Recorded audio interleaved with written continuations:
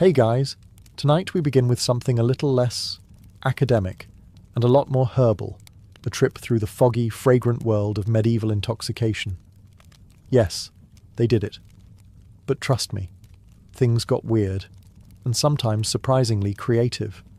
So before you get comfortable, take a moment to like the video and subscribe, but only if you genuinely enjoy what I do here. And let me know in the comments where you're tuning in from and what time it is for you. It's always fascinating to see who's joining us from around the world.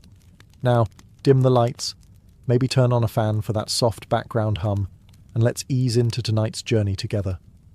It's tempting to imagine the Middle Ages as a grim, mud-covered parade of monks, plagues, and potatoes. But under all that wool and despair, there were people, regular, flawed, experimental people, who occasionally looked at a strange route and thought, well, let's see what happens if I drink this with hot wine. And to be fair, who could blame them? There was no electricity, no coffee, no antidepressants, and the local entertainment was either watching a knight try to read or wondering how long your neighbour could keep dancing before collapsing from ergot poisoning. So if someone told you there was a mushroom that made you forget the feudal system for a few hours, you'd probably chew it too. Contrary to modern assumptions, the concept of using substances to expand the mind, escape pain, or simply make one's day slightly less horrible wasn't rare. It was baked right into the culture. But it wasn't called getting high. There were no medieval stoner duos giggling behind the haystacks. It was wrapped in terms like visionary states, divine inspiration, pain relief, or in extreme cases, uh-oh. Doctors used herbs, monks grew them, witches, depending on who you asked, applied them, and almost everyone encountered these substances in some form, through medicine, ritual, or accidental consumption of mouldy bread. Again, the range of medieval intoxicants wasn't limited to a tankard of warm ale, though that helped. They had roots that screamed, flowers that blurred vision, seeds that induced prophetic dreams, and ointments that made people believe they were flying naked through the sky with Satan's catering team. Getting high wasn't necessarily recreational. It was medicinal, spiritual, or sometimes just very poor judgment on an empty stomach. And depending on your social rank, it might have been delivered by a barber, a nun, or a barefoot peasant named Wolf, who learned it from a very wise squirrel. In the medieval world, you didn't need a shady back alley or a velvet-roped club to get your hands on mind-altering substances. All you needed was a garden, a mortar and pestle, and a vague disregard for dosage. Because in those days, nature was the dealer, and she wasn't always gentle. Medieval Europe was overflowing with plants, roots, fungi and resins that could either cure your headache or make you believe you'd married a tree. The line between medicine and mystical trip was, let's say, artistically interpreted. Physicians, monks, midwives, and wandering herbalists all dabbled in botany with varying levels of training and enthusiasm. If you wanted something to knock you out, calm your nerves, or make you see God in your soup, they had options. Take henbane, for example. This plant was like nature's version of Russian roulette.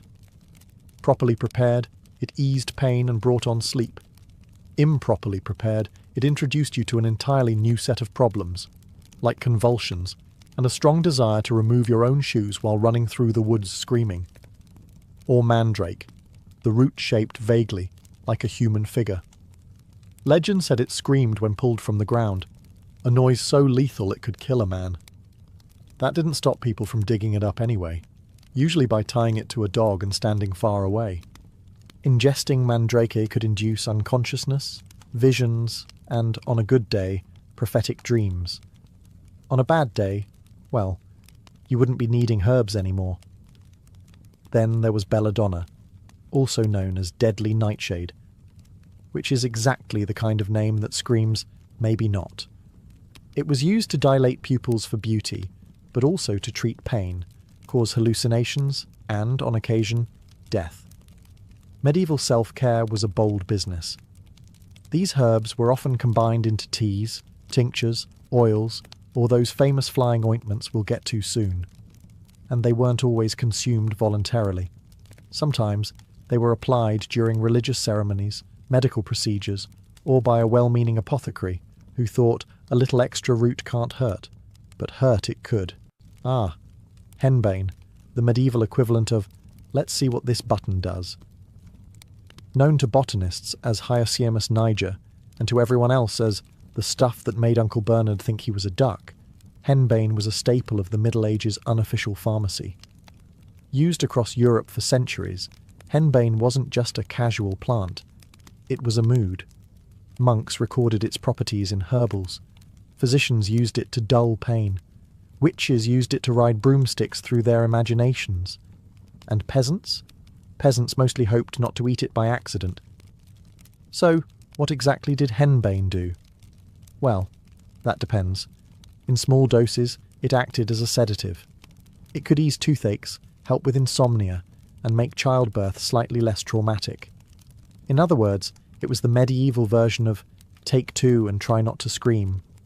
But in larger doses, or just poorly timed ones, henbane could cause delirium, hallucinations, wild agitation, and in some cases, a heartfelt conversation with a turnip you thought was your deceased grandmother. It contains scopolamine and hyoscyamine, which interfere with neurotransmitters in the brain. To put it non-scientifically, your medieval brain gets weird, fast. Visual distortions, disorientation, dry mouth, extreme thirst, and spontaneous outbursts of interpretive dance were all on the menu. Henbane was often smoked, brewed into teas, or even combined with fat and smeared on the skin. A popular delivery method for anyone who didn't like their consciousness arranged in a linear fashion. Now, was it legal? Technically, yes. Controlled substances weren't a thing yet. But it was controversial, especially with the church. Anything that altered perception was suspicious. Visions were supposed to come from saints, not shrubs. Still, henbane had fans.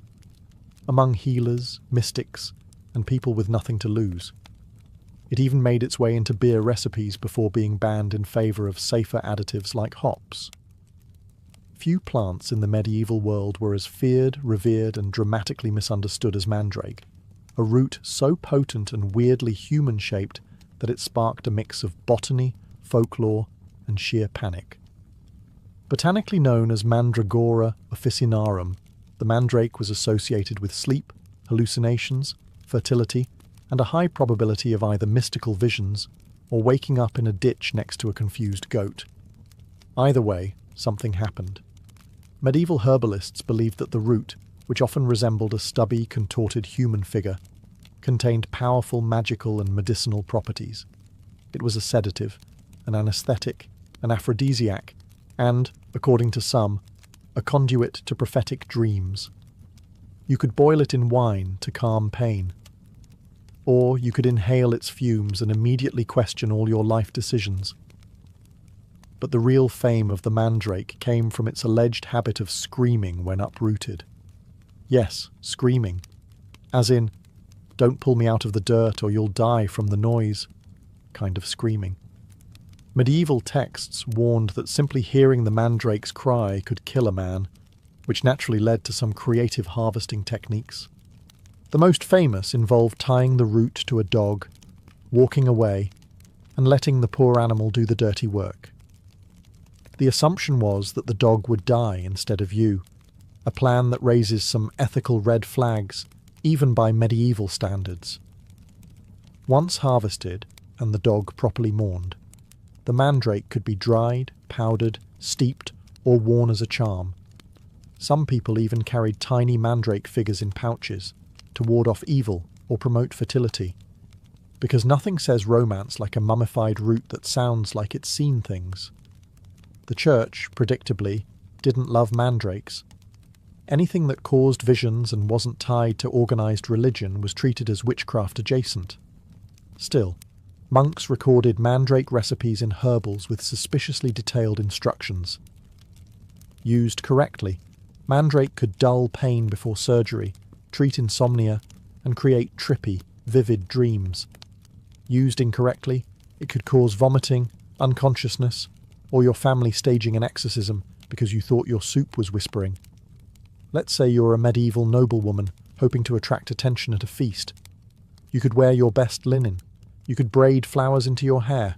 Or if you were really serious, you could drip literal poison into your eyes. Enter Belladonna, also known as Atrapa Belladonna, or more honestly, Deadly Nightshade. The name alone sounds like a final boss in a medieval RPG.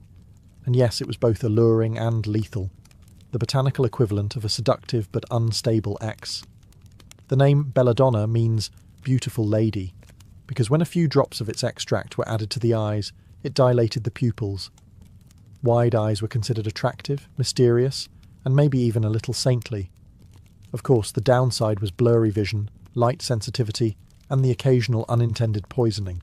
But hey, beauty standards have never been particularly forgiving. Cosmetics aside, Belladonna had other talents. It was used as a painkiller, a sleep aid, and occasionally as a truth serum, though the truth it produced was often along the lines of, "The ceiling is dripping Latin prayers." The plant contains atropine and scopolamine, both of which mess with the nervous system in ways that range from mildly trippy to why is the wallpaper vibrating. It was a common ingredient in potions, flying ointments, and some very questionable medical procedures. Want to numb a patient before sawing off a limb? Belladonna. Want to simulate a death-like sleep for theatrical or suspicious purposes? Belladonna. Want to accidentally meet a few saints and possibly the devil in your dreams? You get the idea. And yet, despite its toxicity, Belladonna was part of the medieval medical toolkit. Physicians used it carefully, or recklessly, depending on how bad the plague was that week. And it shows up in herbals, recipes, and love charms across Europe. Before modern edibles came in discreet packaging and fruity flavours, medieval folks were already getting inventive, just not with chocolate. Instead, they relied on ointments, balms, tinctures, and potions. And let's be clear, the word ointment rarely inspires confidence, especially when it contains ingredients like belladonna, fat from a black cat, and a questionable amount of hemlock stirred counterclockwise under a full moon.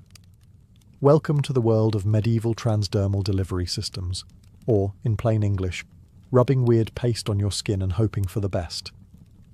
These concoctions weren't made for a casual weekend buzz. Many were tied to rituals, folk medicine, and spiritual experiences. They could knock you out, send you into ecstatic trances, or, if misused, cause you to believe you were turning into a lizard. Application was often topical, which sounds safer, until you learn the preferred absorption points were the mucous membranes. Yes, those membranes. Cue the infamous flying ointments associated with witches, a lovely blend of henbane, mandrake, belladonna, and pig fat, often applied to, let's just say, intimate areas. The goal? A euphoric sensation of flying. The result? Either a transcendent astral journey, or waking up in a haystack with half your teeth and no memory of how you got there. Beyond the salves, medieval potions were often consumed in wine, broth, or some liquid that smelled like regret. Apothecaries loved mixing poppy extract with spiced wine, a combo strong enough to numb you during surgery or give you a front row seat to a divine revelation you didn't ask for. And let's not forget the elixirs sold by wandering quacks. These travelling pharmacists promised to cure everything from heartbreak to plague, often using recipes that could also dissolve a shoe. Did they work? Maybe. Or maybe they just made you forget what was wrong in the first place. The magic of these medieval edibles was that no one could quite predict the outcome. Would you sleep peacefully, commune with angels, or scream at the moon and swear eternal loyalty to a turnip? Only one way to find out. Let's talk about the broomstick, that iconic airborne companion of the medieval witch. It might seem quaint now, the stuff of fairy tales and Halloween costumes, but back then it came with an awkwardly scandalous backstory. Spoiler: the broomstick wasn't just for sweeping. The connection between witches and broomsticks actually has chemical roots, and no, not just mandrake. Historical records, especially those written by suspicious inquisitors, describe witches using flying ointments, thick, trance-inducing salves made from plants like henbane, belladonna, and datura. all of which are about as friendly as a drunk porcupine. But here's the kicker. These ointments weren't taken by mouth. Why? Because the ingredients were toxic, and stomachs are famously ungrateful. Instead, they were applied, topically. And by topically, we mean mucous membranes. And by mucous membranes, we mean, yes, exactly what you're thinking. Hence the broomstick. Or, as some sources delicately phrased it, a staff anointed for transportation. The handle was used as a vehicle for applying the ointment to areas with high absorption. Not exactly PG, but highly effective. Within minutes, users reported visions of flying through the night sky, attending feasts with the devil, or simply hovering above the village like the world's most confused drone. Of course, these were hallucinations. But in an age where medicine, magic, and mysticism shared a bunk bed, no one questioned it much. Inquisitors and theologians took note, of course, not because they were interested in pharmacology, but because they saw flying as evidence of consorting with demons, which is ironic, considering the hallucinations were chemically induced and deeply unreliable. But when has medieval justice ever needed evidence? While medieval Europe was busy applying poison to broomsticks and calling it air travel, something far more sophisticated was happening to the south and east, in the flourishing cities of the Islamic Golden Age. Enter hashish, the plant-based answer to existential dread and camel traffic. Derived from cannabis resin, hashish was widely used in regions like Persia, Egypt, and the Levant. And unlike Europe's rub this on your elbow and meet Satan approach, Islamic scholars, mystics, and physicians actually documented its effects with a level of detail that suggests field testing.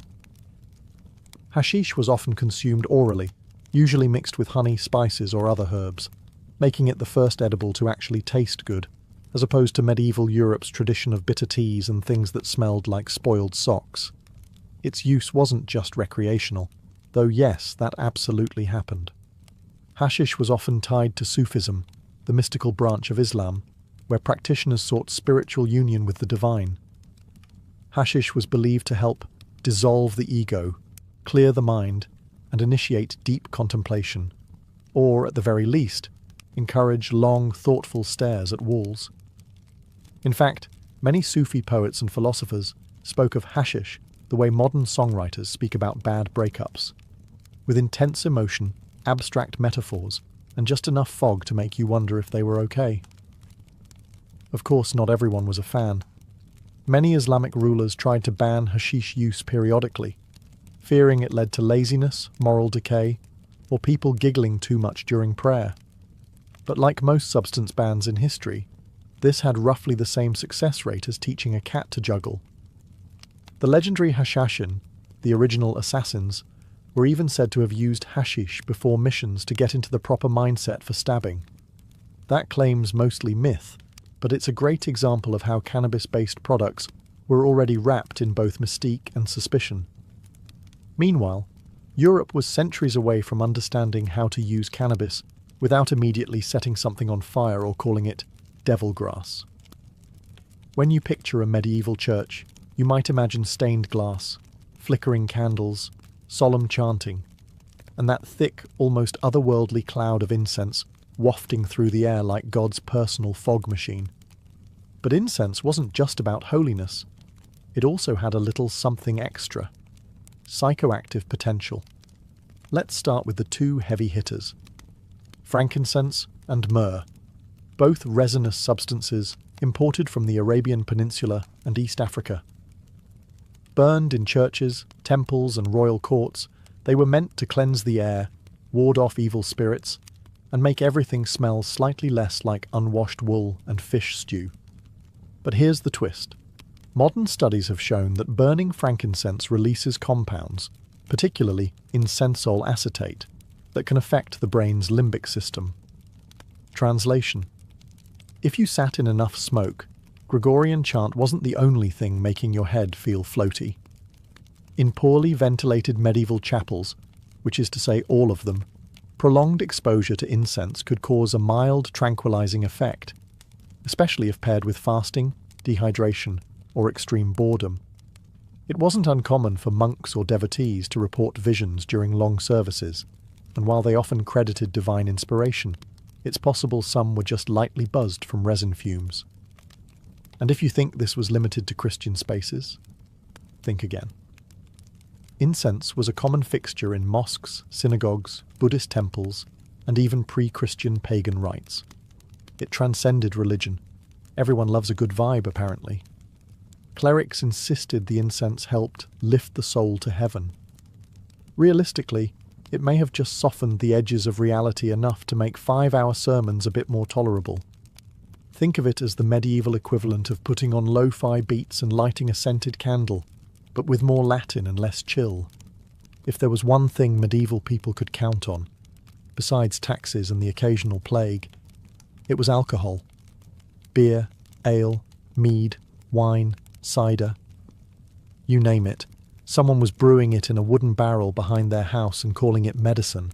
And in a way, it was. Water wasn't exactly safe to drink. Most natural sources were either contaminated or casually downstream from livestock, which meant sipping from a stream was basically playing intestinal roulette. So instead, people reached for something a little more fermented. Enter small beer, the medieval version of La Croix, but with alcohol and a much higher chance of being brewed by someone named Edith, who measured ingredients by intuition and prayer. This low-alcohol drink was consumed daily by adults and children alike. Not to get drunk, but to stay alive, with a light buzz and regular hydration. Of course, not all medieval alcohol was so tame. If you were wealthier, or simply had fewer plans for the day, you might opt for stronger ale, honey mead, or imported wine. And yes, wine was often mixed with herbs or spices, either for flavour, medicinal effect, or just to see what happened. In monasteries, brewing beer was practically a sacred duty. Monks perfected recipes, documented fermentation methods, and taste-tested the results, often with great enthusiasm. If salvation came in pints, the Benedictines were well ahead of the curve. But alcohol wasn't just a drink, it was a lifestyle enhancer. Want to dull the pain of medieval dentistry? Ale. Want to treat melancholy? Spiced wine. Want to forget you live in a drafty hovel with 6 other people and one extremely judgmental chicken? Mead. Taverns, inns, and roadside alehouses served as medieval therapy offices, only with more yelling. People drank to celebrate, mourn, gossip, and occasionally invent entirely new dance styles no one asked for. Sometimes getting high in the Middle Ages wasn't a decision. It was just breakfast. Enter ergot, a parasitic fungus that grows on rye and other cereal grains. To the untrained medieval eye, it looked like a slightly weird blackened kernel. To the modern scientist, it's a biological prank with side effects that read like a medieval curse. Convulsions, hallucinations, burning limbs, and occasionally the sensation that your hands have turned into spiders. This fungus was the accidental ingredient in what some historians call the original LSD trip, centuries before the Summer of Love, Woodstock, or anything with tie-dye.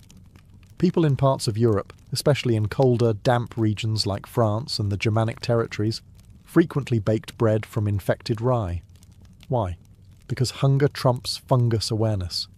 And so, entire villages would unknowingly ingest ergot-laced loaves, and the results were both spectacular and horrifying. There were 2 forms of ergotism. Yes, it had a name. Convulsive ergotism, characterized by muscle spasms, seizures, hallucinations, and fits of laughter or panic. Gangrenous ergotism, where blood flow was cut off, leading to limbs blackening, shrivelling, and falling off. Not ideal for dinner parties. Local outbreaks led to bizarre public behaviour, including dancing plagues, where groups of people danced uncontrollably for days, sometimes until death. At the time, it was blamed on demons, divine punishment, or moral weakness. But in reality, it may have just been a mass case of unintentional mushroom toast. Ironically, the Order of St. Anthony, which ran hospitals for the afflicted, helped treat victims of ergotism, often by feeding them wheat-based diets instead of rye. So yes, the cure was different bread. Did people connect the dots? Not really. To a medieval baker, bread was either fine or definitely possessed. And no one was testing for psychoactive alkaloids in their porridge. They were too busy trying not to be excommunicated. Even today, some scholars believe ergot played a role in the Salem witch trials. Hallucinations, fits, paranoia, all very ergoty. But that's still debated. What's not debated? Medieval Europe got high on toast and didn't even know it. You've heard of magic mushrooms. You've heard of flying ointments. But have you ever heard of mad honey? Yes, in a few special corners of the medieval world, even the bees were in on it. This wasn't your average grocery store honey, mind you. We're talking about a rare type produced in the mountainous Black Sea regions of Anatolia, modern-day Turkey, where bees feasted on rhododendron flowers, pretty pink blooms with a dark secret. They're laced with granotoxins, naturally occurring compounds that don't play nicely with the human nervous system. The result? Mad honey. A substance so potent it could bring on dizziness, hallucinations, vomiting, slowed heart rate, and spiritual visions, usually in that order. Consumed in small doses, it offered a mild buzz. In larger doses, it turned your day into a slow-motion opera starring your own eyebrows. This wasn't just a local curiosity, it was weaponized. According to ancient and medieval sources, invading armies were once deliberately poisoned with mad honey left behind in abandoned villages. Soldiers thought they'd scored free snacks.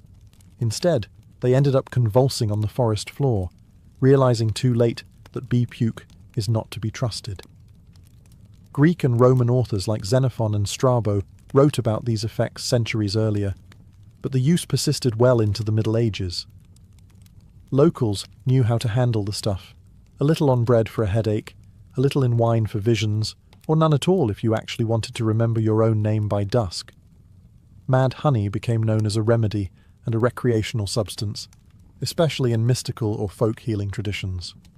Some users claimed it brought prophetic dreams, while others just woke up clutching a potato they believed was their uncle.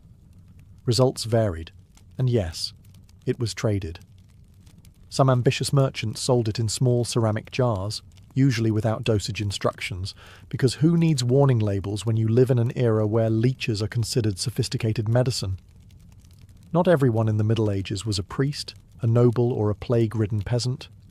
Some folks operated in the shadowy margins of society as shamans, herbalists, cunning folk, and other semi-legitimate practitioners of medicine and mischief. Think of them as medieval pharmacists with zero regulation and a deep personal relationship with moss. These were the people you visited when the local physician suggested bloodletting for your toothache.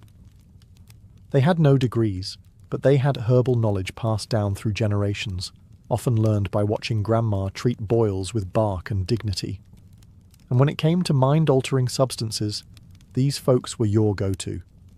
They knew which plants to grind into paste, which roots to soak in wine, and how much of a given herb would make you dream of angels instead of accidentally join them.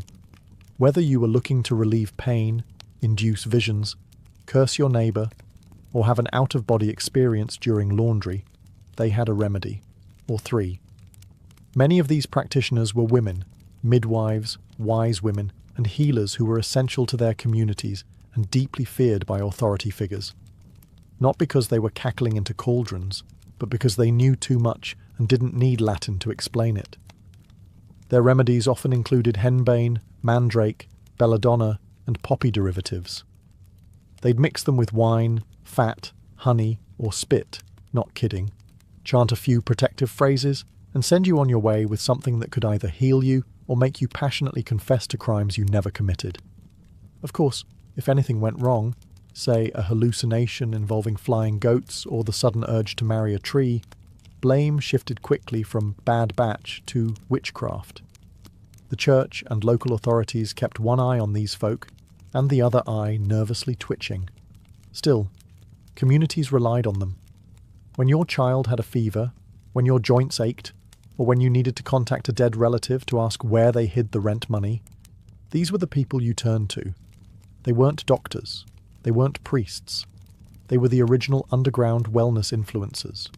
So, after all the salves, brews, roots, ointments, incense, bees, and questionable bread, one big question remains. How did medieval people actually feel about getting high? The answer: conflicted. Deeply, hilariously conflicted. For some, especially healers and herbalists, mind-altering substances were a practical tool. If it dulled pain, slowed a fevered mind, or made childbirth 1% less horrifying, it was welcomed. This was medicine, not mischief. Sure, the patient might start reciting psalms backward or insisting the cat was speaking French, but if the swelling went down, success. Then there were the spiritual users, monks, mystics, and those dabbling in divine communication. For them, hallucinations weren't red flags. They were revelations. Visions were signs of sanctity, not symptoms. If you stared into the void and the void whispered back in Latin, you were on the fast track to sainthood, or at the very least, getting your own chapel mural. But intent mattered. Getting high by accident? Fine. Getting high to see Jesus? Acceptable. Getting high to flirt with a goat demon? Now we have a problem. That's where the church stepped in, branding certain substances and their users as suspicious at best, heretical at worst. Anything associated with loss of control, be it intoxication, trance, or inconvenient honesty, raised clerical eyebrows. Saints could have visions. Peasants? Probably just possessed. Meanwhile, among the common folk, opinions were more relaxed. Your neighbour's sleeping potion may have doubled as a psychedelic nightcap. People used poppy wine for pain, hashish for calm, and henbane tea for dealing with the in-laws. It wasn't seen as mystical or rebellious. It was just part of the medicine chest, right next to the garlic and prayers. Ultimately, how the high was viewed came down to who you were, what you were using, and whether anyone tattled. In the medieval mind, altered states lived in a weird grey area, between miracle and misdemeanour, health and heresy, and in a world where demons, saints, plagues, and turnip famines all walked hand in hand. A little herbal escape now and then? Hardly the worst idea. In the ancient world, the sea wasn't a void to be crossed. It was the beating heart of empire. It carried grain, gold, messages, soldiers, and sometimes war. Whoever commanded the seas didn't just own the water. They dictated the fate of entire civilizations.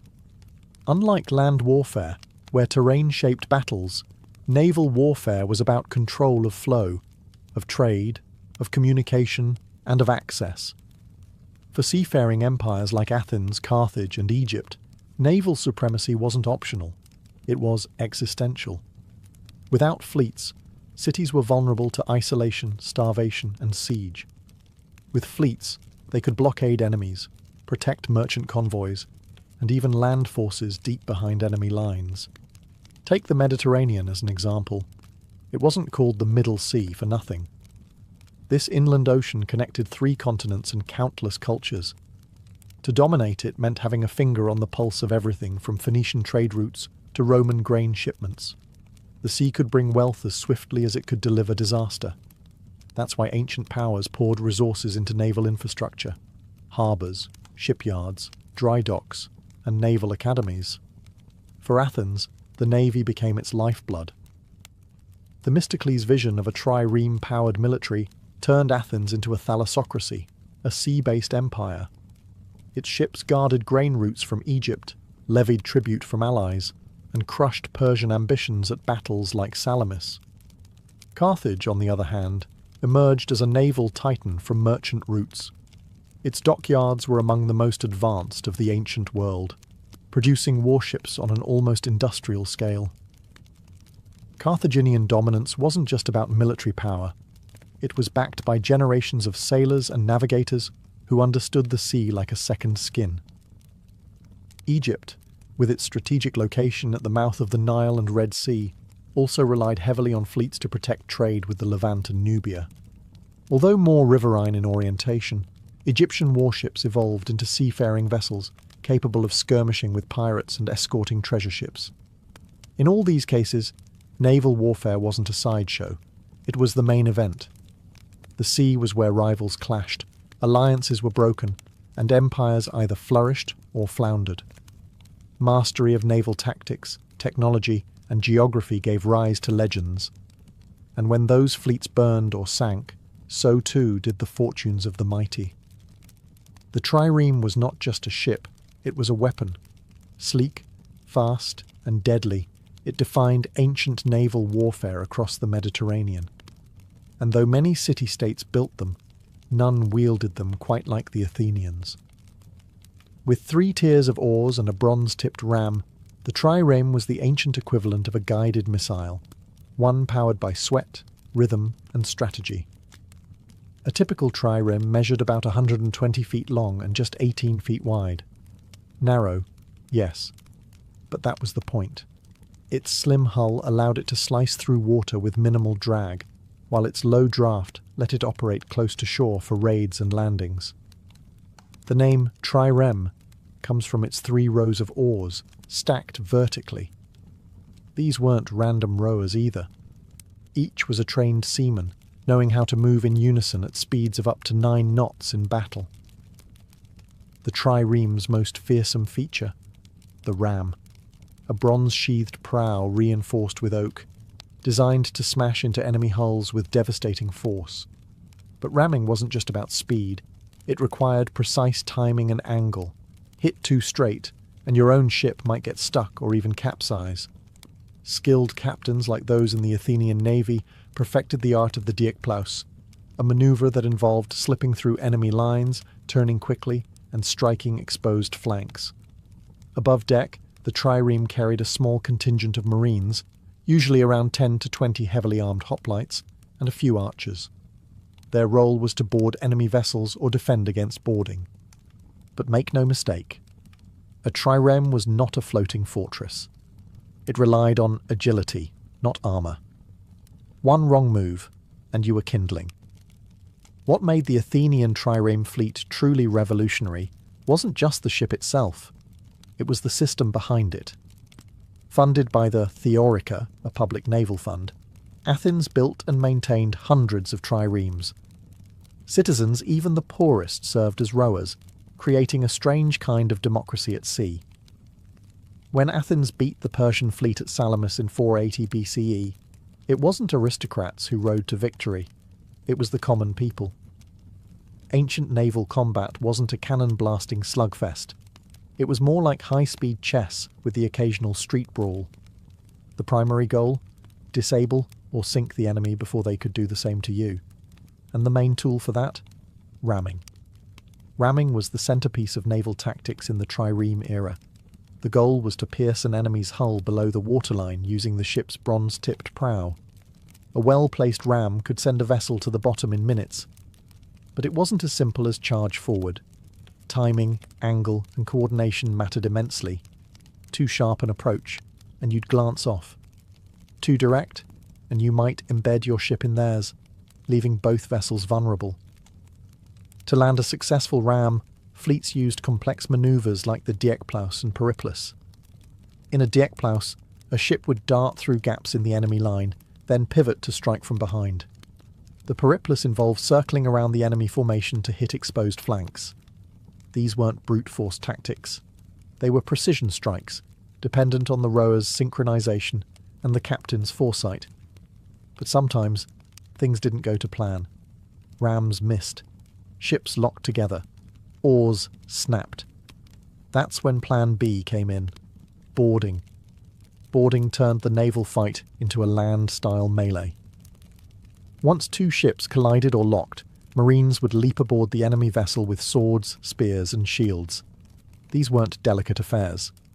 Boarding was brutal, close-quarters combat, more like a gang brawl than an orderly phalanx. Archers and slingers added chaos from the upper decks, picking off anyone who showed too much helmet. Some fleets, like those of the Romans, eventually favoured boarding over ramming. They even built special devices like the corvus, a boarding plank with a spike that could hook onto enemy ships and turn sea battles into floating land fights. This tactic helped Rome defeat more experienced Carthaginian sailors during the First Punic War, because what Romans lacked in seamanship, they made up for in sheer infantry strength. Of course, this also meant naval battles became even bloodier and more chaotic. There was no retreat once boarding began. It was kill or be killed, on a deck slick with salt water, blood, and broken timbers. If ramming was the scalpel of ancient naval warfare, then fire was its sledgehammer. There was no more terrifying sight than a flaming ship bearing down on your fleet. Fire ships were the naval world's version of controlled chaos, a weapon so dangerous that it often threatened the attacker as much as the enemy. Though not as common as triremes or boarding actions, fire tactics emerged early and evolved over time. The basic principle was simple: load a ship with flammable materials, pitch, tar, sulfur, resin, oil, and set it alight before sending it toward enemy vessels. Ideally, the fire ship would drift into tightly packed enemy lines, igniting sails, decks, and anything else unfortunate enough to be flammable. One of the earliest documented uses of fire ships comes from the Greco-Persian conflicts, where desperate defenders tried to repel naval invasions by hurling flaming rafts or boats toward enemy galleys. In the confined spaces of a harbour or strait, where manoeuvrability was limited, a single fire ship could cause mass panic and break formations. But fire at sea was a double-edged sword. Winds could shift, flames could backfire. A poorly timed fire ship could destroy your own fleet as easily as the enemy's.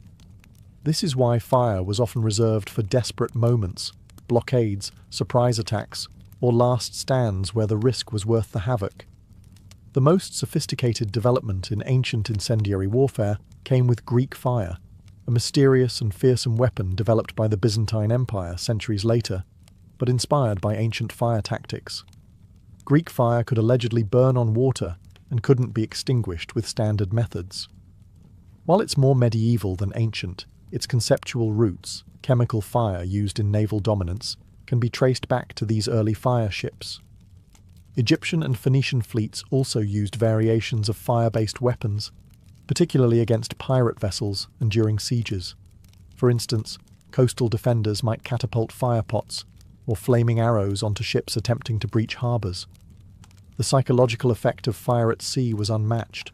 A ram could be blocked, a boarder could be repelled. But fire? Fire panicked crews, devoured wooden hulls, and spread faster than orders could be shouted. Even the most experienced sailors might abandon ship at the first whiff of pitch and smoke. In the 5th century BCE, Athens transformed itself from a landlocked city-state into a dominant naval superpower, and it all started with silver. When a massive silver vein was discovered in the mines of Laurium Themistocles, an ambitious Athenian politician convinced his fellow citizens not to divide the wealth, but to invest it. His plan? Build a fleet of triremes. Lots of them. That decision changed history. With over 200 warships at its peak, the Athenian navy became the backbone of what we now call the Athenian Empire. The city's power was no longer rooted in hoplite infantry or stone walls. It sailed on wood, sweat, and strategy. The victory at Salamis in 480 BCE, where Themistocles' fleet trapped and annihilated the Persian navy in narrow straits, is still one of the most decisive sea battles of the ancient world. That win didn't just save Athens, it positioned it as the protector and soon ruler of the Aegean. Under the Delian League, Athens began extracting tribute from allied city-states, supposedly for mutual naval defence. In practice, this tribute was often used to fund Athens' own interests, from shipbuilding to public architecture. The navy allowed Athens to enforce loyalty, suppress rebellions, and project its power far beyond its borders. But it wasn't just about military might. The fleet democratized Athens. The poorest citizens, who couldn't afford armor or land to fight as hoplites, became essential rowers in the triremes. Their contribution gave them political clout, transforming the Athenian assembly and empowering the lower classes. Sea power became people power. However, this dominance came at a price. Athens's over-reliance on its navy and its coercive treatment of allies sowed resentment. During the Peloponnesian War, Sparta, historically a land-based power, built its own fleet with Persian money and eventually crushed the Athenian navy at Aegospotami in 405 BCE. With its fleet gone, Athens was starved into surrender. Still, the legacy of Athenian naval power endured. It showed that a city-state with limited land could become an imperial force through mastery of the sea. It also proved that ships could be political tools just as much as weapons. If Athens ruled the Aegean, Carthage dominated the western Mediterranean. Founded by Phoenician settlers around 800 BCE in what is now Tunisia, Carthage built its power not on conquest alone, but on trade, seafaring, and unmatched naval innovation. By the 4th century BCE, Carthage wasn't just a wealthy city. It was the nerve centre of a sprawling maritime network that stretched from Spain to Sicily and North Africa to Sardinia. Carthaginian power was made possible by its fleet. While the Athenians refined the trireme, the Carthaginians took naval engineering to industrial levels. Their shipyards, especially the vast circular harbour of Carthage, could build and house hundreds of warships. These weren't theoretical numbers. Carthage had an assembly line-style dock system that allowed for rapid construction and repair, something unprecedented in the ancient world. Carthaginian ships, often quadriremes or quinqueremes, were heavier than Athenian triremes, designed not just for speed, but for power. Their naval doctrine leaned toward ramming and boarding, supported by experienced mercenary marines and Libyan-Phoenician sailors who had grown up on the sea. The city's maritime dominance wasn't only about force, it was about commerce. Carthaginian merchants navigated the Atlantic coasts of Europe and Africa, traded tin and silver, and brought back exotic goods. The navy ensured that pirates, rival traders, or Roman ambitions didn't interfere with this lucrative flow. And then came the Punic Wars. Rome, rising in the Italian peninsula, recognized that defeating Carthage meant building a navy from scratch. When they captured a stranded Carthaginian quinquereme, they reverse-engineered it, complete with the corvus, a boarding ramp that neutralized Carthage's superior seamanship by turning sea battles into land skirmishes. Despite early defeats, Carthage held its own through brilliant naval commanders and tactical mastery. In the First Punic War, the Carthaginians fought dozens of major sea battles. At Drepana, they executed a flawless maneuver that destroyed a Roman fleet despite being outnumbered, proving Carthage still knew how to command the sea. But quantity eventually overwhelmed quality. Roman persistence, better supply lines, and brutal discipline turned the tide. By the end of the Second Punic War, Carthage's fleet was gone, its shipyards dismantled, and its power broken. Still, the legend of Carthaginian naval dominance endures. They weren't just warriors on the water, they were master merchants, innovative shipbuilders, and bold navigators who once ruled the seas through wit, wealth, and wood. When we think of ancient Egypt, we picture pyramids, pharaohs, and temples, not fleets. But Egypt was one of the earliest civilizations to embrace naval power, both on the Nile and at sea. Its ships may not have been as famous as Greek triremes or Carthaginian quinqueremes, but for thousands of years, Egypt relied on watercraft to maintain its empire, transport troops, and protect its economic lifelines.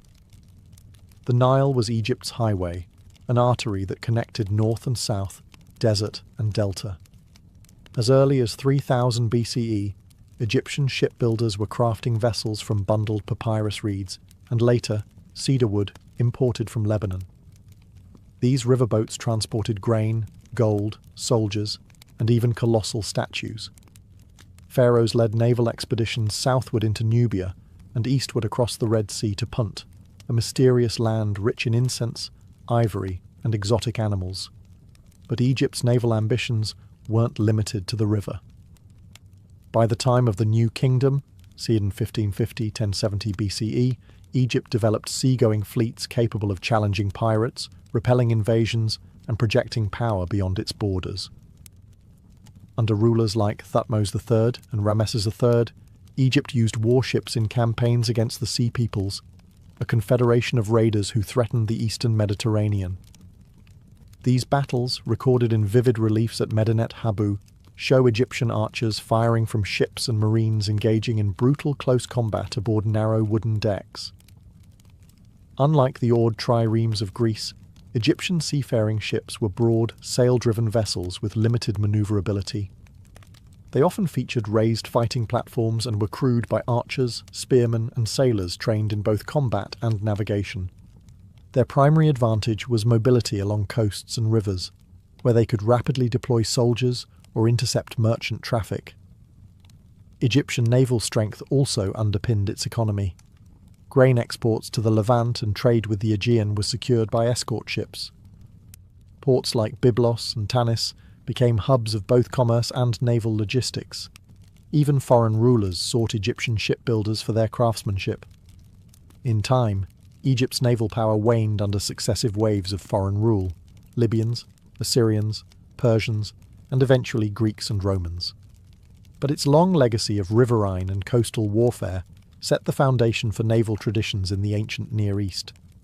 Egypt's ships may not have ruled the open sea, but they ruled the rhythm of empire, sailing where the Nile flowed, where the winds allowed, and where power demanded. When the Roman Republic first rose to prominence, it was not a naval power. Rome's strength lay in its disciplined legions and road-building prowess, not shipbuilding.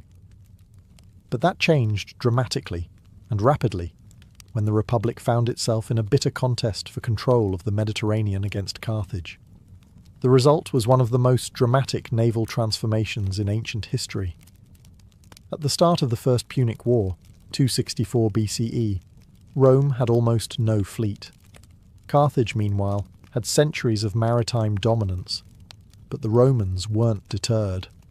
According to legend, they captured a Carthaginian quinquereme and used it as a prototype. Within months, they mass-produced a navy, assembling hundreds of ships through sheer manpower and state-level organisation.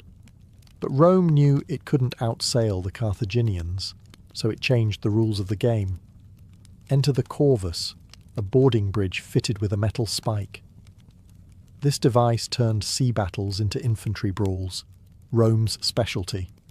With it, Roman marines could board enemy ships en masse, transforming naval combat into something far more familiar to Roman soldiers. The results were dramatic. In battles like Mylae and Cape Ecnomus, Rome's relatively inexperienced sailors defeated veteran Carthaginian crews through sheer aggression and the effectiveness of the corvus. Eventually, the corvus was abandoned. It made ships dangerously top-heavy, but it had already turned the tide of the war. By the Second Punic War, Rome's naval infrastructure had matured. Its fleets patrolled the western Mediterranean, protected supply lines to Iberia and Africa, and disrupted Hannibal's ability to reinforce his forces from Carthage. Naval blockades and amphibious landings became standard tactics. Under the Empire, Roman control of the seas expanded further. The Classis Mizanensis and Classis Ravenatis were two of the main imperial fleets, stationed to protect trade routes, suppress piracy, and transport troops. Though not always at the forefront of warfare, the navy provided vital logistical and strategic support, keeping the empire interconnected. Unlike Athens or Carthage, Rome didn't build a maritime identity. It used the sea as a tool, something to be mastered when necessary, and yet by the 1st century CE, the Mare Nostrum, our sea, was more than a boast. It was reality. Rome may have been born on land, but its destiny was sealed on water. Through adaptation, innovation, and relentless will, it turned the sea from a vulnerability into a fortress. Ancient naval warfare didn't just influence battles. It shaped borders, economies, empires, and even cultures. Across the Mediterranean and beyond, control of the sea meant more than victory on the water. It meant influence over the movement of ideas, trade, languages, and power structures that would echo for centuries. First, consider how navies forged empires. Athens became a cultural and economic powerhouse because of its naval strength. Carthage turned maritime mastery into a mercantile empire. Rome, despite its late start at sea, used naval superiority to control the entire Mediterranean basin. Each of these powers had land armies, but it was their fleets that let them strike across continents, defend distant territories, and choke enemy economies. The sea also served as a cultural conduit. Greek colonists travelled by ship to establish outposts across Italy and Asia Minor, spreading art, religion, and language. Egyptian ships brought papyrus, gold, and sacred knowledge to foreign courts. Phoenician mariners transmitted their alphabet and their gods to nearly every shore they touched. Naval power was never just martial, it was civilizational. Technologically, ancient navies pushed shipbuilding to new heights. The development of the trireme, and later larger polyremes, was not just military advancement, it was a revolution in engineering. Harbours became logistical hubs. Navigation techniques improved. Standardized ship designs laid the groundwork for maritime architecture, still visible in later Byzantine and Islamic navies. Even economic systems evolved because of navies. Protected sea routes allowed for stable trade across vast distances, enabling luxury goods, like silks, spices, wine, and tin, to move between far-flung cultures. Cities with strong fleets like Alexandria or Rhodes became wealthy cosmopolitan centres. Where fleets thrived, so did markets, artists, scholars, and revolutionaries. And then there was the psychological legacy. Fire ships, ramming tactics, boarding actions, these left lasting impressions on how warfare was imagined. They introduced the idea that the sea itself could be a weapon, that mobility and control, rather than just brute force, could win wars. Today, we remember many of these empires for their land conquests, but their sea conquests were just as vital, and often more enduring. Ancient naval warfare wasn't just about who had the fastest ship or the sharpest ram. It was about who understood the sea as a stage, not just for war, but for history itself. In the end, the triremes may be gone, but their wake still ripples through time. Cyrus the Great was born around 600 BCE in the region of Anshan, then a vassal kingdom under Median rule. His family, the Achaemenids, claimed noble descent and ruled a small but respected Persian domain. But nothing about Cyrus's early life hinted that he would one day create one of the largest empires the world had ever seen. And yet, from the very beginning, legend surrounded him. Greek historian Herodotus gives us one of the most dramatic origin stories in ancient biography. According to Herodotus, King Astyages of Media, Cyrus's grandfather, had a dream that his daughter's son would overthrow him. Interpreters confirmed his worst fear. The child would be a threat to his throne. So, Astyages married his daughter Mandane to a Persian noble, Cambyses I, hoping the baby would remain politically insignificant. But the dreams persisted. When Cyrus was born, Astyages took no chances. He ordered a loyal servant, Harpagus, to kill the child. Harpagus, reluctant to commit such an act, delegated the gruesome task to a shepherd. But instead of abandoning the infant, the shepherd raised Cyrus as his own, hiding him in the mountains and treating him like a common herder's son. As Cyrus grew, so did his charisma. Even as a boy, he stood out, commanding other children, displaying leadership beyond his years. Eventually, rumours reached the court. A noble child living as a shepherd. Astyages investigated, and the truth unravelled. Surprisingly, he spared Cyrus, perhaps seeing no threat, or perhaps haunted by guilt. Harpagus, however, was not so lucky. In a grim punishment, Astyages killed Harpagus's son and served him as a meal at court. Meanwhile, Cyrus was sent back to Persia to live under his father Cambyses' care, now recognised openly as a prince of noble blood. What the Median king didn't know was that he had just ensured his own downfall, for Cyrus's time among shepherds and nobles alike gave him a unique understanding of people, both the powerful and the humble. Whether Herodotus's version is fact or fable, the story captures the aura that would always surround Cyrus. From near death in infancy to destiny-defying survival, his early life planted the seeds of greatness. He would not only challenge Astyages, but redefine kingship itself. By the mid-6th century BCE, Cyrus was no longer just a Persian prince. He was a calculating and ambitious leader poised to challenge the regional status quo. At that time, the Median Empire, ruled by King Astyages, still held sway over Persia. But the balance of power was shifting, and Cyrus was ready to tip the scales. The catalyst was betrayal.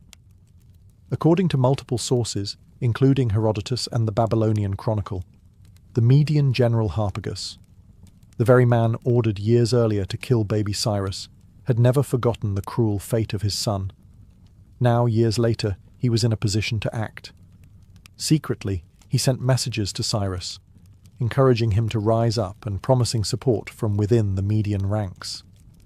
It was the beginning of a revolt that would shake the ancient world. Around 553 BCE, Cyrus officially rebelled. Persia, once a subordinate kingdom, now declared independence and war. What followed was not a single decisive battle, but a series of prolonged campaigns. Over 3 years, Cyrus's forces pushed deeper into Median territory, drawing support from disaffected nobles and regional allies. His reputation grew not just for military competence, but for restraint. He often spared the lives of surrendered enemies, earning both fear and admiration. Meanwhile, Astyages' court was unravelling. Loyalty eroded.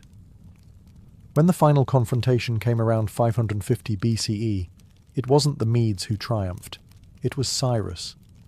Astyages was betrayed by his own army, and the once mighty Median Empire crumbled almost overnight. Cyrus entered Ecbatana, the Median capital, not as a barbarian conqueror but as a new kind of ruler.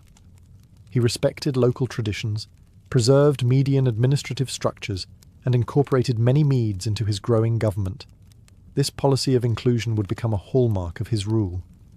With Media under his control, Cyrus unified the Iranian plateau. But this wasn't the end, it was the beginning.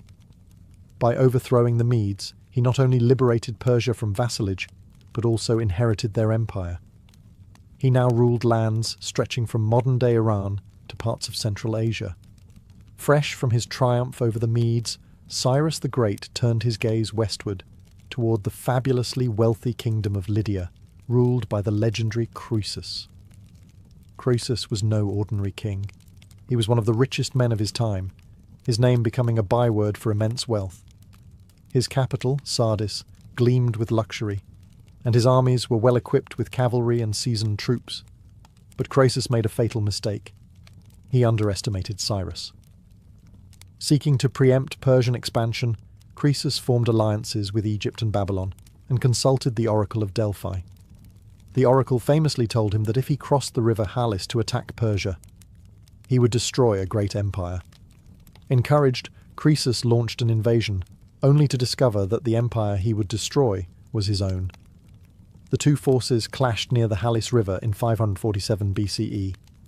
After a fiercely contested battle, Croesus withdrew to Sardis, believing the campaign season had ended, and that he could regroup in the spring with allied reinforcements.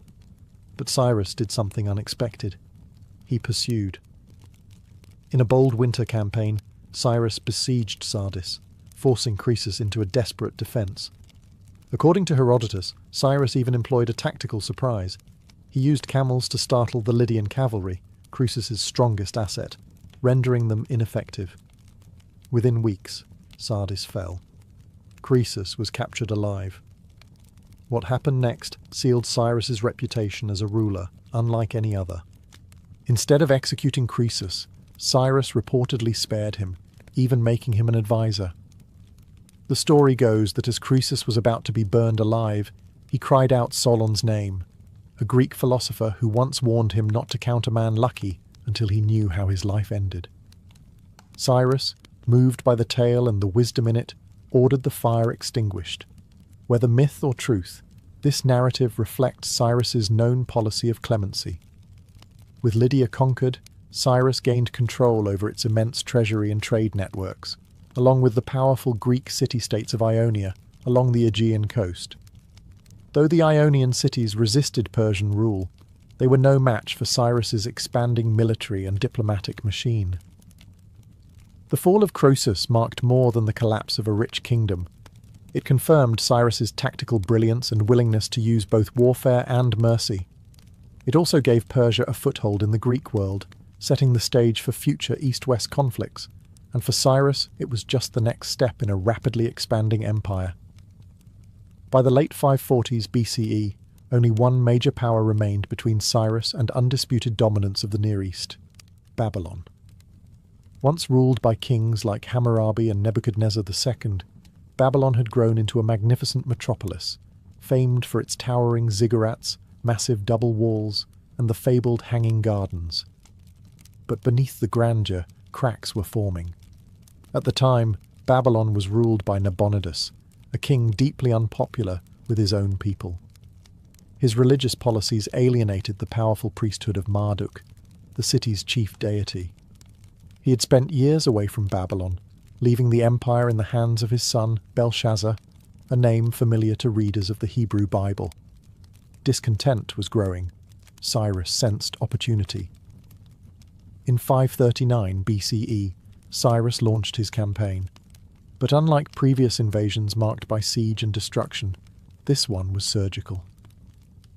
Cyrus's forces defeated Babylonian troops at Opis, a key city on the Tigris. There, they won not only with military power, but with propaganda. The Persians promised to liberate the people from the misrule of Nabonidus, presenting Cyrus as a restorer of divine order. The most astonishing part? When Cyrus entered Babylon, he did so without a fight.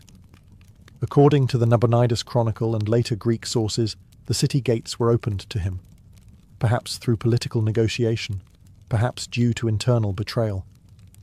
Regardless, Cyrus marched into Babylon as a liberator, not a conqueror. He respected the city's temples, participated in religious ceremonies, and declared in the famous Cyrus Cylinder that he had been chosen by Marduk himself to restore peace and justice. This document, often called the world's first Charter of Human Rights, records Cyrus's policies of tolerance, temple restoration, and repatriation of displaced peoples. Among those affected were the Jews, exiled from Jerusalem decades earlier by Babylonian kings. Cyrus issued an edict allowing them to return home and rebuild the temple in Jerusalem, an act so significant that the Hebrew Bible refers to him as God's anointed, a title otherwise reserved for Israelite kings. After entering Babylon in 539 BCE, Cyrus the Great didn't just take the throne, he rewrote the rules of empire. One of the most remarkable artifacts of his reign is the Cyrus Cylinder, a clay document inscribed in Akkadian cuneiform, often hailed as the world's first Charter of Human Rights. While modern scholars debate that claim, there's no doubt that the cylinder offers a revolutionary glimpse into how Cyrus saw power, not as domination, but as stewardship. In the text, Cyrus proclaims himself chosen by Marduk, Babylon's chief deity, to restore order and justice after the misrule of Nabonidus. But this wasn't mere flattery. Cyrus backed his words with action. He restored temples to their proper function, allowed displaced peoples to return to their homelands, and explicitly stated that he would not oppress his subjects or alter their local traditions. One of the most famous outcomes of this policy was the liberation of the Jews from Babylonian exile. After decades in captivity, the Jewish people were allowed to return to Jerusalem and rebuild their destroyed temple. The Book of Ezra in the Hebrew Bible records Cyrus's decree, praising him as an instrument of divine will, extraordinary for a foreign king. In fact, Cyrus is the only non-Jew ever referred to in the Bible as a Messiah, or Anointed One. The Cyrus Cylinder speaks in terms of freedom, restoration, and legitimacy through justice, a striking contrast to the standard rhetoric of ancient rulers who often glorified conquest and divine punishment. Instead of boasting about destroying cities or enslaving enemies, Cyrus highlights his role as a protector of diverse cultures and faiths. This wasn't weakness. It was strategy. By respecting local customs, he avoided rebellion and fostered loyalty across his vast empire. Although we must be cautious not to project modern legal concepts onto ancient texts, the spirit of the Cyrus cylinder remains remarkable. It envisions a world where rulers derive legitimacy not from fear, but from benevolence and inclusion. Today, a replica of the cylinder is displayed at the United Nations headquarters, a testament to its symbolic weight as an early blueprint for pluralistic governance. Cyrus the Great didn't just conquer a vast empire, he held it together. That might sound simple on paper, but in reality, he ruled over an incredibly diverse world. Persians, Medes, Babylonians, Elamites, Lydians, Hebrews, and countless others, all with their own languages, gods, customs, and grievances. What made Cyrus truly great was not how far he extended his borders, but how skillfully he managed what lay within them. At the core of Cyrus's governance was a philosophy of tolerance through structure. Unlike many ancient rulers who imposed their culture and religion upon conquered peoples, Cyrus embraced a decentralized model. He allowed local leaders to remain in place, local religions to flourish, and local customs to continue. Rather than crush his subjects into submission, he sought to win their trust, and it worked. He retained and adapted the administrative systems of the Medes and Babylonians, blending them with Persian practices to create a uniquely flexible empire.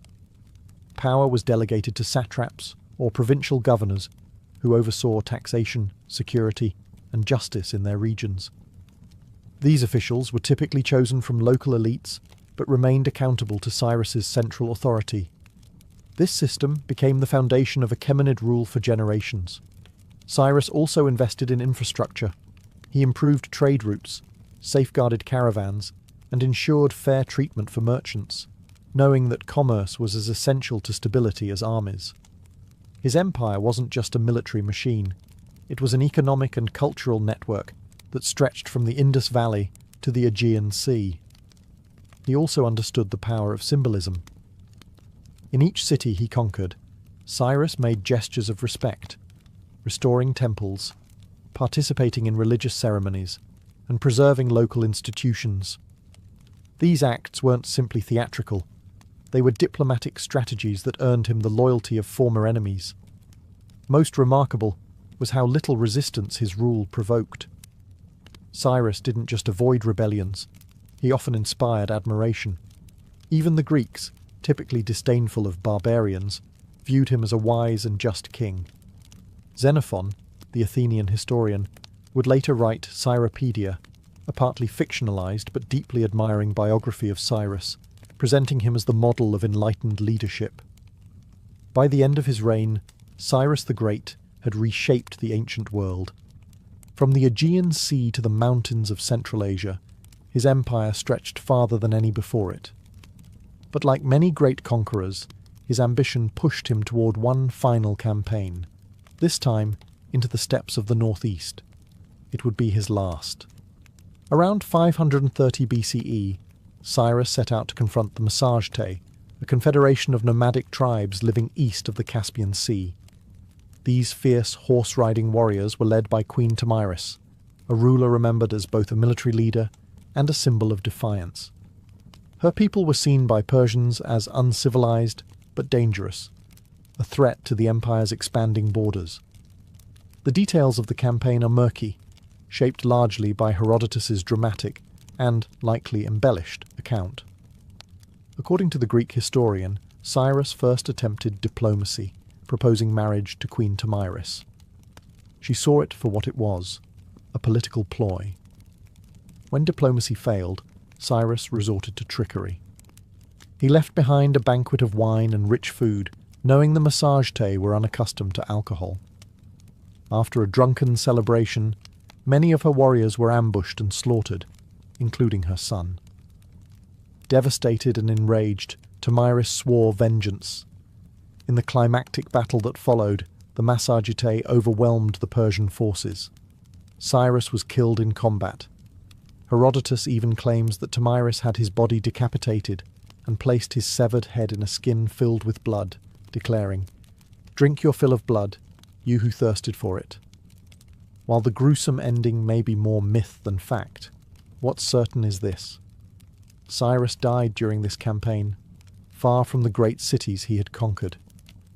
His body was eventually returned to Pasargadae, the capital he founded in Persia, and buried in a modest yet dignified tomb, still standing today as a testament to his legacy.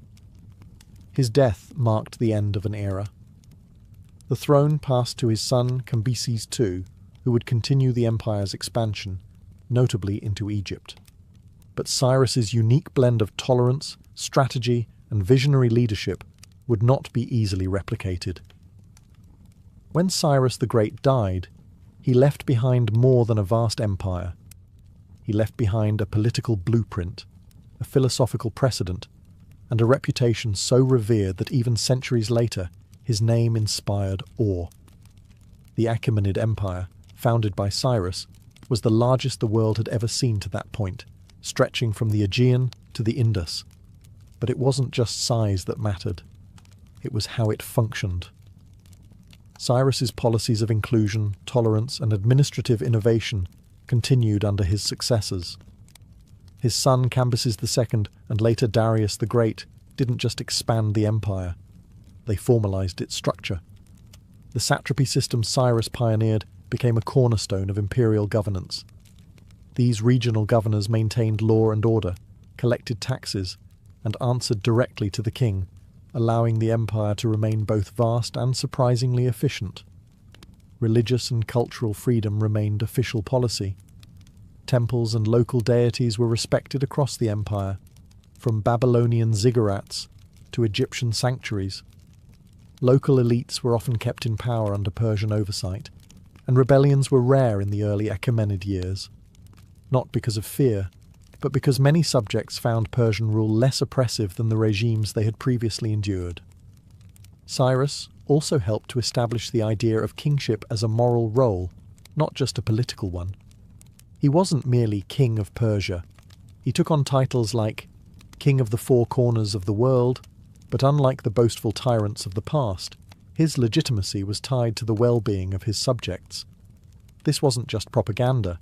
It reflected a real shift in imperial philosophy. Good governance was part of greatness. Even in death, Cyrus's influence was felt. His tomb at Pasargadae, a simple limestone structure, stood as a symbol of humility and permanence.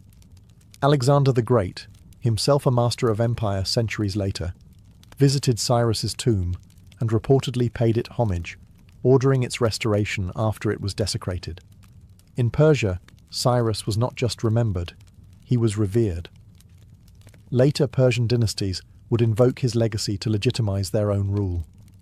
Zoroastrian priests associated him with divine justice, and Iranian national identity continues to celebrate him as the father of the nation. Cyrus the Great's influence didn't end with his death, or even with the fall of his empire. Over the centuries, his legacy grew beyond borders, faiths, and cultures, cementing him not just as a Persian hero, but as a globally admired figure whose example echoed through time. In the Hebrew Bible, Cyrus is described not as a pagan tyrant, but as a divinely appointed liberator. The book of Isaiah refers to him as the anointed of the Lord, a title otherwise reserved for Israelite kings. His decree allowing the Jews to return to Jerusalem and rebuild the temple marked a turning point in Jewish history. For many, he remains a righteous Gentile, a rare example of a powerful ruler who used his might to restore, not destroy, faith and freedom. In Greece, despite centuries of conflict with Persia, Cyrus was often portrayed as the model monarch. The Athenian writer Xenophon, a student of Socrates, wrote the Cyropaedia, a partly fictionalized account of Cyrus's life that presented him as the ideal ruler, wise, just, moderate, and brave. Though not a strict historical biography, it shaped Hellenistic and Roman thought about leadership and ethics for centuries to come. In Islamic tradition, some scholars and commentators have identified Cyrus with Dhul-Qarnayn, the two-horned one mentioned in the Quran, a righteous king who built a great wall to protect people from chaos and injustice. While this identification is debated, it reflects the respect Cyrus commands across Abrahamic traditions. Modern historians and political leaders have also looked to Cyrus for inspiration. In 1776, Thomas Jefferson reportedly kept a copy of the Cyropedia at his bedside. In the 20th century, Iran's last Shah invoked Cyrus as a symbol of national unity and reform. And today, Cyrus's Cyrus cylinder, often dubbed the world's first Declaration of Human Rights, is displayed at the United Nations as a symbol of tolerance and governance. Cyrus's appeal transcends conquest. He's remembered not for cruelty or empire building alone, but for his rare ability to wield power with justice. He showed that an empire didn't have to crush difference to maintain control, and that rulers could win loyalty through respect, not fear. More than 2 millennia later, Cyrus the Great remains a paradox. A conqueror celebrated for his compassion, a king praised by those he conquered. Few figures in history command such wide admiration, and fewer still deserve it as much. In the blistering sun of the Nile Valley, the ancient Egyptians made a bold choice. Many of them shaved their heads. But this wasn't a practical decision alone. It was a symbol, a statement, a clean canvas, and upon that canvas they placed some of the most elaborate wigs the ancient world ever saw. Wigs in ancient Egypt weren't just fashionable. They were essential markers of identity, status, and purity. Men and women of high rank didn't just wear them, they flaunted them. These weren't simple accessories either. They could be made of real human hair, imported horsehair, or finely woven plant fibers. Wealthy elites often commissioned wigs with multiple layers, intricate braiding, gold beads, and even perfumed cones placed atop them. Wax-based scents that would melt slowly in the sun, covering them in luxury.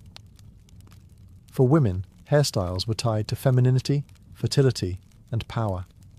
A noblewoman's wig might be adorned with floral decorations, colourful bands, or precious metal clasps. A priestess might wear hers in tight symmetrical rows, echoing the divine order of the gods. For men, especially those in service to Pharaoh, a thick, stylized wig reflected not just wealth, but closeness to the divine hierarchy. Children, however, had their own style. Many wore the sidelock of youth, a shaved head with one ornate braid left dangling, a symbol of childhood that would be cut off during adulthood or religious rites of passage. And then there were the bald priests. In sharp contrast to the extravagance of court wigs, priests were required to shave their entire bodies, including their heads, to maintain ritual purity. In public ceremonies, though, even they might wear ceremonial wigs, symbolizing their spiritual roles more than their individual identity. What's more fascinating is how wigs even served after death. Mummies were often buried with wigs in place, ensuring their status and beauty carried into the afterlife. Hair, in other words, wasn't just vanity. It was an eternal identity. If you picture a Viking, you likely imagine wild beards and braided hair, an image forged from equal parts archaeology, Norse sagas, and Hollywood. But there's a surprising truth in that vision. Viking hairstyles were far from random. In fact, hair was a powerful symbol in Norse society, of identity, masculinity, clan loyalty, and even seduction. Both Viking men and women took their hair seriously.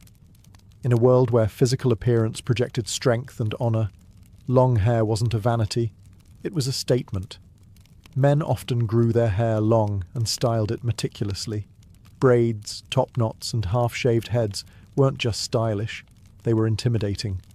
A warrior walking into battle with braided locks and a thick beard wasn't just practical, keeping hair out of the eyes. He was broadcasting his readiness to fight and his resistance to fear.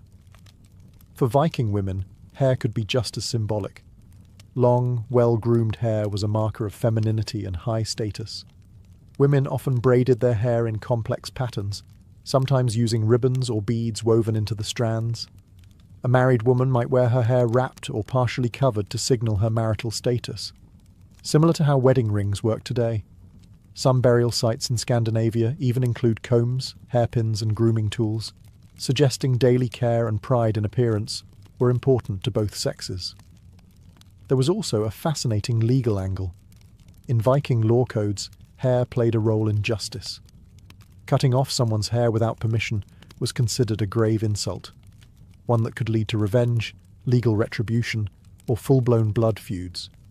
That's because hair represented honor. To disgrace a warrior by chopping his locks was to attack his social standing itself. And then there's mythology. The Norse gods themselves had iconic hair. Thor with his flaming red beard. Loki's transformation tricks often involved changes in hair or shape.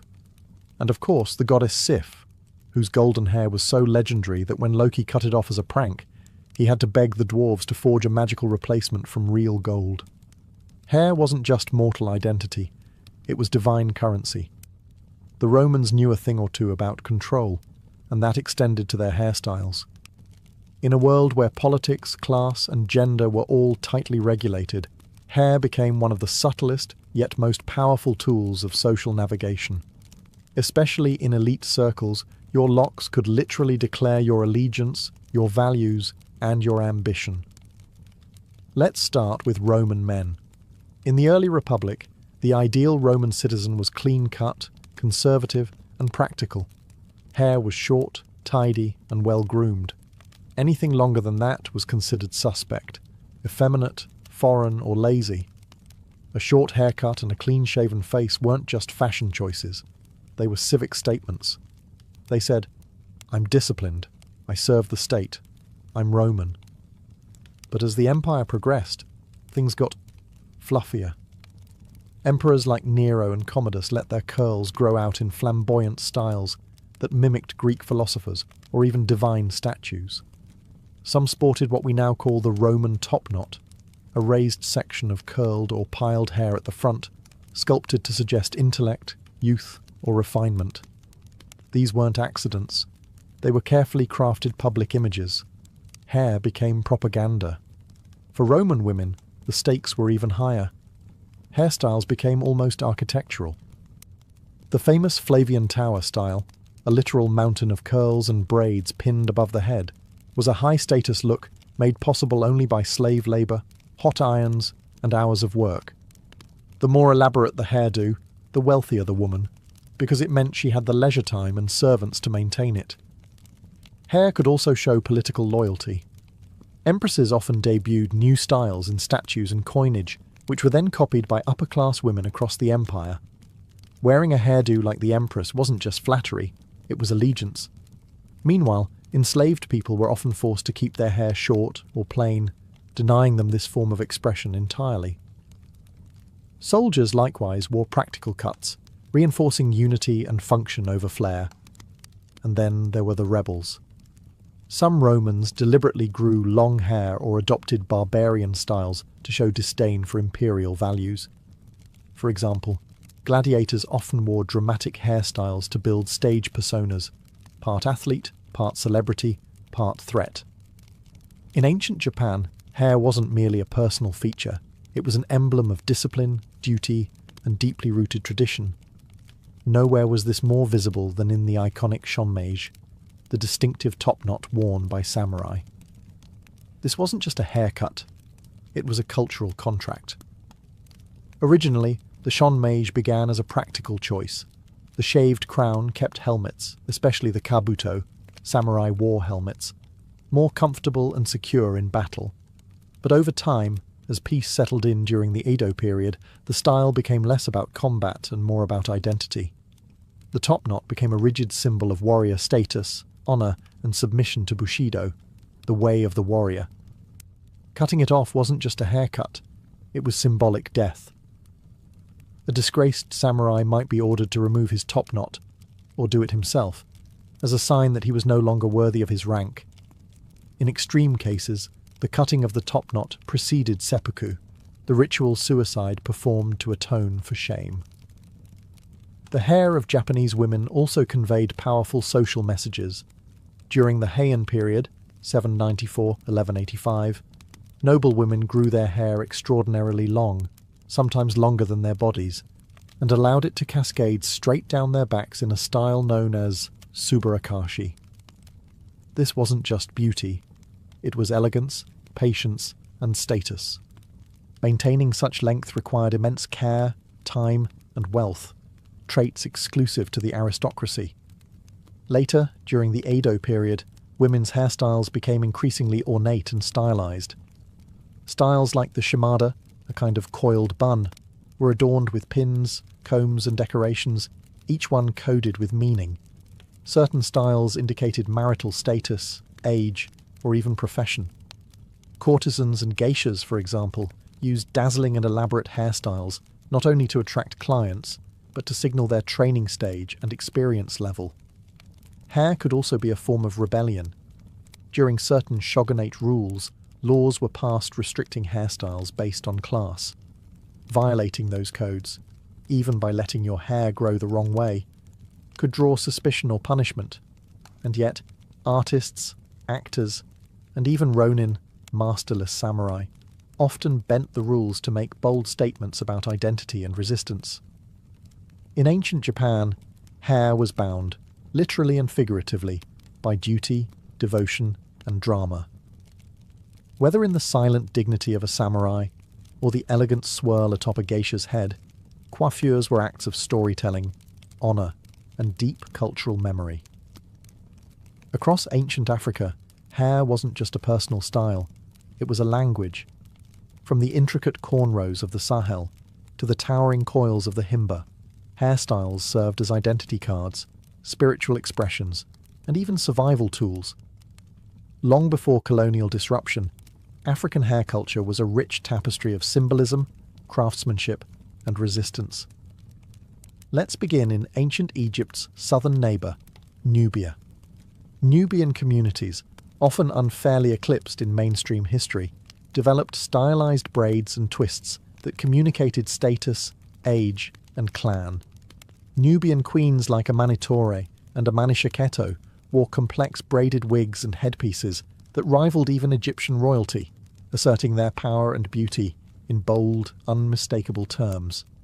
Further west, in what is now Nigeria, the Yoruba and Igbo peoples were already treating hair as an artistic medium. Intricate styles weren't just for show, they were carefully planned, with certain patterns reserved for brides, warriors, or spiritual initiates. Hairdressers were highly respected, almost priest-like in their roles. To entrust someone with your hair was to trust them with your essence. Among the Himba people of Namibia, red ochre paste, made from powdered stone and butterfat, is still used today to coat and sculpt elaborate braids. These ochre styles don't just protect hair from the desert climate, they signify everything from puberty to marital status. For Himba women, hair is literally shaped by the seasons of life. But perhaps the most fascinating aspect of African hair history lies in how it encoded resistance. During the transatlantic slave trade, enslaved Africans used hairstyles as silent forms of rebellion and remembrance. Cornrows weren't just practical, they were maps. Some patterns symbolized escape routes or safe meeting points. Others preserved ancestral styles from back home, defying erasure with every twist and braid. In many West African cultures, shaved heads marked mourning or spiritual transitions, while thick dreadlocks could represent strength, connection to the divine, or warriorhood. Hair was sacred, never just aesthetic. Colonialism would later stigmatize these hairstyles, pushing Eurocentric ideals of beauty. But the ancient roots of African hair culture were never fully erased. They lived on in memory, in hands, in braids passed from mother to daughter, and are now being reclaimed around the world. In ancient Greece, where marble statues and epics shaped the Western imagination, hair wasn't just a matter of personal grooming. It was a public performance of virtue, intellect, and civilization. From the tight curls of Athenian youths to the flowing locks of philosophers, hair helped define who you were in the eyes of both the gods and your fellow citizens. Let's start with the men. Early on, Greek men often wore long hair, tied back with ribbons or bands. Homeric heroes like Achilles and Odysseus are described in epic verse as having flowing or shining hair, symbolizing vitality, nobility, and divine favor. In these early periods, long hair was masculine and heroic, but by the classical era, things had changed. A well-groomed, moderately short haircut became the new ideal for Athenian men. The beard, however, stayed. It was the combo of choice for philosophers, statesmen, and teachers: Socrates, Plato, and Aristotle. All bearded. The beard was associated with wisdom and maturity, while the clean forehead and exposed face conveyed openness and reason. A long beard without long, wild hair suggested intellect over impulse, logic over emotion. In contrast, slaves and foreigners were sometimes forced to shave their heads as a mark of submission or inferiority. So, in a strange twist, having hair, at least the right kind, was a political privilege. Women's hair, on the other hand, was deeply tied to domestic virtue. In public, respectable women were expected to wear their hair up and covered, braided or coiled into buns. Hair hanging loose was often reserved for specific rituals, particularly mourning or ecstatic religious practices like the Dionysian cults, where unbound hair symbolized a break from order and social norms. Girls wore their hair down until puberty, after which their first braid was often cut and dedicated to Artemis as part of a coming-of-age ritual. This act symbolized both the end of childhood and the beginning of societal responsibility. Greek goddesses also had signature hair. Athena's neatly arranged war helmet style symbolized strategy and discipline. Aphrodite's flowing curls represented sensuality and divine beauty. Hairstyles helped mortals align with deities, borrowing divine traits by mimicking their forms. In ancient China, hair was inseparable from moral philosophy, family duty, and imperial control. From the smooth top knots of Confucian scholars to the ornate buns of Tang dynasty court ladies, every strand served a purpose, both aesthetic and symbolic. Hair was not to be altered lightly. In fact, cutting it was often considered a grave offence. Why? Because of Confucian filial piety. One of the core tenets of Confucianism was that your body, hair included, was a sacred gift from your parents. To cut, damage, or otherwise change it unnecessarily was a sign of disrespect. This belief permeated Chinese society for centuries. Even criminals faced hair shaving not just as a punishment, but as a ritual humiliation and spiritual severance. Men typically wore their hair long and tied it into a top knot or bun. Scholars, poets, and officials would often pair this with long robes and caps, signifying wisdom, composure, and loyalty to order. To see a man with loose or unkempt hair in public was deeply unsettling. It implied madness, mourning, or rebellion. For women, hairstyles were highly age and status dependent. Young girls often wore twin buns or side ponytails, styles that marked them as unmarried. Upon marriage, a woman's hair would be restyled into a more mature and formal arrangement, often a single coil or bun pinned with combs, jade ornaments, or gold hair sticks. Court ladies and empresses during the Tang dynasty took things to spectacular heights, literally. Their hair was sculpted into towering arrangements adorned with phoenix pins, flowers, and silk. There was also politics in hair. Dynastic shifts often brought forced changes in appearance. When the Manchu-led Qing dynasty conquered Ming China, they enforced the Q hairstyle, the front of the head shaved, with the rest braided into a long pigtail. This style was a hated symbol of submission to foreign rule. Many Han Chinese resisted, choosing death over what they saw as a betrayal of cultural identity. In contrast, Taoist monks shaved their heads entirely to reject worldly attachments. Buddhist monks did the same, demonstrating their detachment from the material realm and their embrace of impermanence. In ancient India, hair wasn't just a physical feature. It was sacred. It intertwined with ritual purity, caste identity, and spiritual symbolism, becoming a powerful medium of both devotion and social control. From the twisted dreadlocks of sages to the shaved heads of pilgrims, hair in Indian culture told complex stories of belief, discipline, and transformation. Let's begin with the sadhus, wandering holy men who renounced worldly life. Their hair was never cut, combed, or constrained. Instead, they let it grow into thick, matted dreadlocks called jata. These locks symbolized their spiritual power and detachment from material concerns. The longer and wilder the hair, the more potent the message. This person had transcended vanity, family, and even identity. Sadhus emulated Lord Shiva, the god of destruction and meditation, whose own jata was said to hold back the mighty Ganges river. For others, however, shaved heads were the height of sanctity.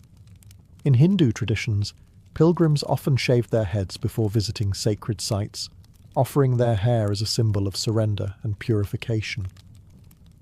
Children's first haircuts, mundan, were key rites of passage, believed to cleanse bad karma from previous lives.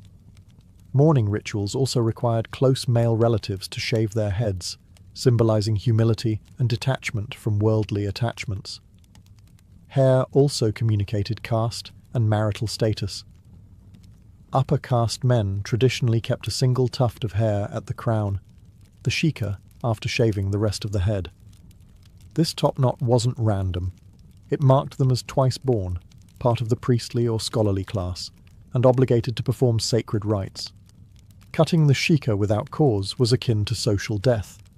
Women's hairstyles were equally symbolic. Unmarried girls typically wore their hair loose or in simple braids, while married women bound their hair into buns or coiled styles. A well-oiled, neatly braided style denoted discipline, beauty, and family honor.